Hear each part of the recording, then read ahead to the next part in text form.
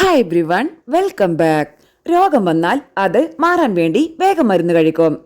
പക്ഷേ അതിന്റെ ക്ഷീണം നമ്മളെ വിട്ടുപോകാൻ കുറച്ചു പാടാ. മരുന്ന് ഇളം ചൂടുവെള്ളത്തിൽ കുടിക്കുന്നത് മരുന്ന് വയറിലെത്തി അലിഞ്ഞ് അതിലെ പല ഘടകങ്ങൾ നമ്മുടെ രക്തപ്രവാഹത്തിലേക്ക് എത്തുമ്പോഴാണ് രോഗം മാറുന്നത്.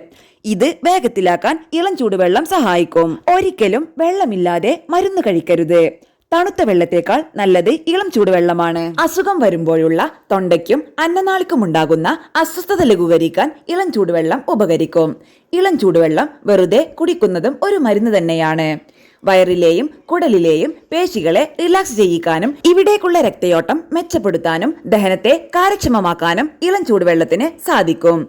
ശ്രദ്ധിക്കേണ്ടത് മിതമായ രീതിയിലുള്ള ചൂടിൽ മാത്രമേ കുടിക്കാൻ പാടുള്ളൂ. അമിത ചൂട് ചില മരുന്നുകൾക്ക് എതിരായിരിക്കും. അതുപോലെ പാൽ, ചായ, കാപ്പി, ജ്യൂസ് എന്നിവയ്ക്കൊപ്പവും മരുന്ന് കഴിക്കുന്നതും കാര്യമായ ഫലം കാണിക്കില്ല. മരുന്ന് എങ്ങനെ കഴിക്കണം എന്നതിനെ സംബന്ധിച്ച് ഡോക്ടർമാർ നൽകുന്ന നിർദ്ദേശവും മരുന്നിന്റെ ലേബലിലുള്ള നിർദ്ദേശവും പിന്തുടരേണ്ടതാണ്. ചില മരുന്നുകൾ വെള്ളത്തിൽ അലിയിച്ച് കഴിക്കാൻ നിർദ്ദേശിച്ചാൽ അത് കർശനമായി പാലിക്കാനും ശ്രദ്ധിക്കണം.